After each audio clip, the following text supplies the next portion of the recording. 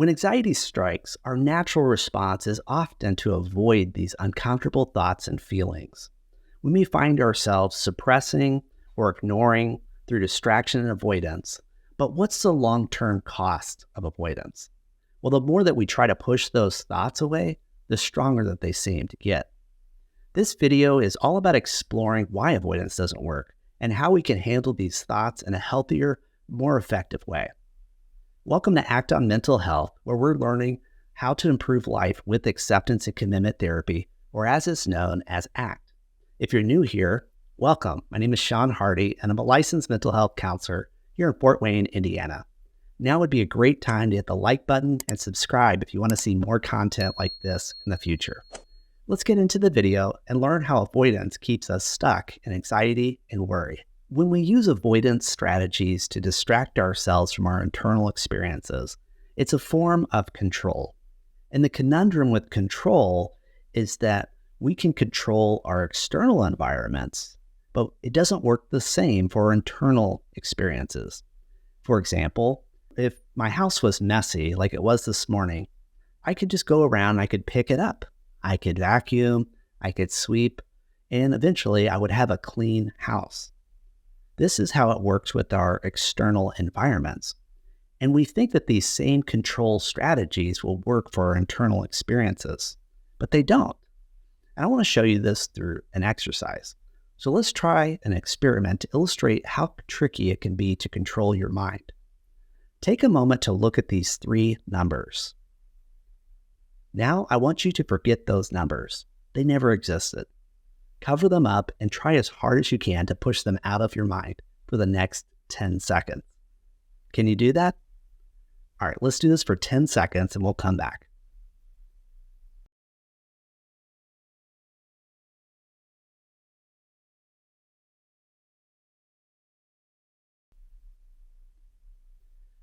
Now that we're done, I want you to try to recall the numbers.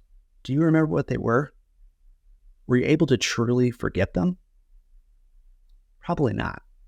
This shows how difficult it can be to completely block out something once it's lodged in your mind. The same applies to our anxious thoughts. Attempting to forget or avoid them often makes them more persistent. That's why avoidance is such a problematic strategy for dealing with anxiety. It just doesn't work the same as it does with our external environment.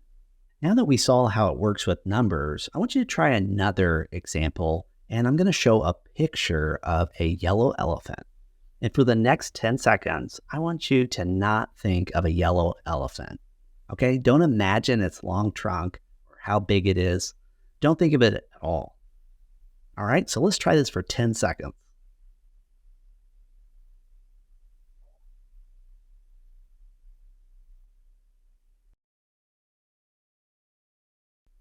How did it go? If you're like most people, the harder you try to avoid thinking about the yellow elephant, the more vividly it appears in your mind. This same principle applies to your anxious thoughts. Avoiding them actually gives them more power. The more that you push against them, the more that they push back. Just like the yellow elephant, even seemingly useless information will stay in our mind. For example, complete the following. And they lived happily. Home is where the Humpty Dumpty sat on a... Again, this task demonstrates that once we have something in our brain, which we got there through our own histories and experiences, it tends to stick with us. Do you think that we'll ever need this information? Probably not. Unless you have small children, then it may come in use. So what does this have to do with our difficulties and problems with anxiety? Well, if we try to control what's going on in our mind, it simply does not work. Strategies that attempt to control thoughts, such as pushing them away, suppressing them, or avoiding them, have little impact because our mind doesn't work that way. We can't delete from our mind what's already there. We can only add to it. Now, if our thoughts only consisted of rhymes and sayings like I mentioned earlier, then that's okay because they don't pose a problem. However, when our mind produces critical, unhelpful thoughts, you can see how that can become an issue because they're kind of locked in there and there's nothing that we can do to take them out.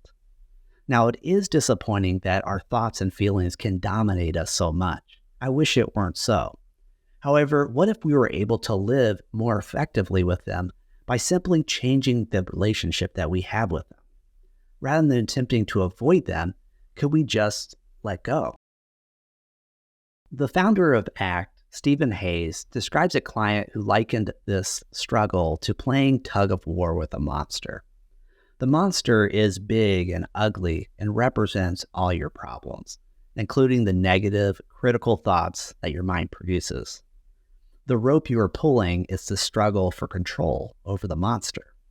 Between you and the monster is a huge sea of hot, molten lava. You pull with all your might, trying to drag the monster into a pit of lava. But guess what?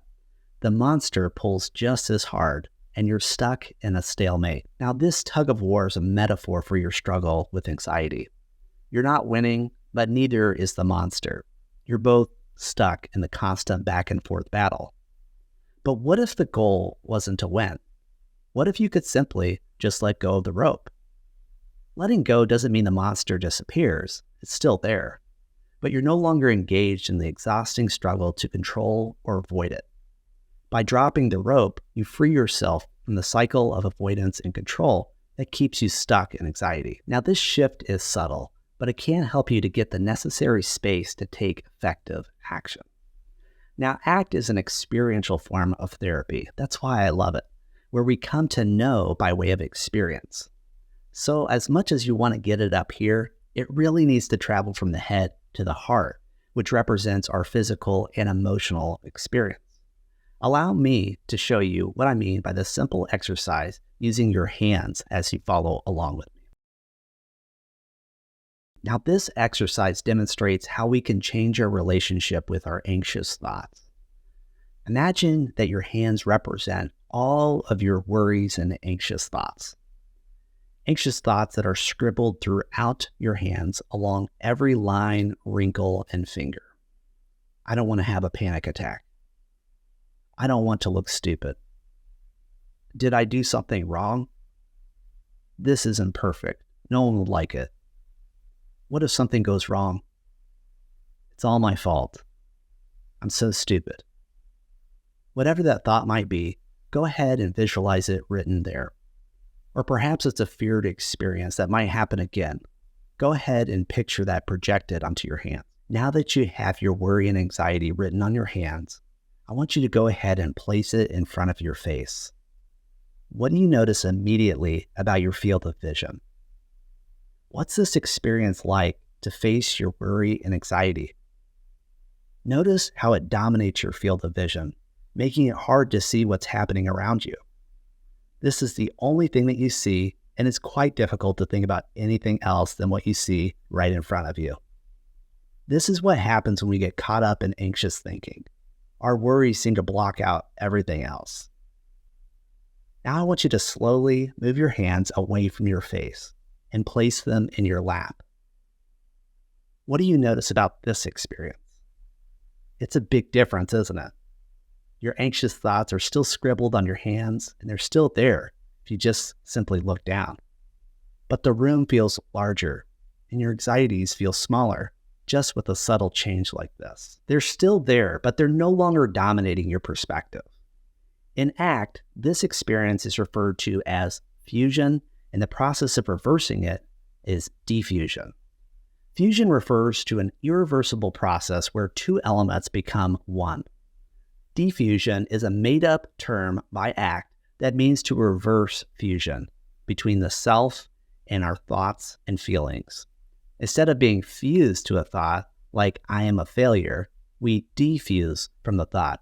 I notice here is the thought that I'm a failure. This isn't just changing language, but is reversing the fusion process to help us to get that space to essentially move from here to here. To help you with healthy distancing, I have a free downloadable resource with 6 strategies you can use to defuse from anxiety. Go to my website, seanhardy.com, or look at the link in the description below to download Healthy Distancing for Anxiety. This also has a weekly tracking sheet where you can list what strategy you tried and how it worked. This week, I encourage you to practice healthy distancing with your anxious thoughts. Instead of avoiding or controlling them, try making space for them. Notice what happens when you stop engaging in the tug-of-war. How does it feel to simply allow those thoughts to exist without letting them control you? Thanks for joining me today as we explore how avoidance and control can keep us stuck in anxiety. I hope you found these exercises helpful. Be sure to download your free ACT resources at my website, seanhardy.com. And don't forget to like, subscribe, and hit the bell so that you don't miss the next video in our ACT for Anxiety series. Remember, your journey to a more purposeful and mindful life begins with a single click.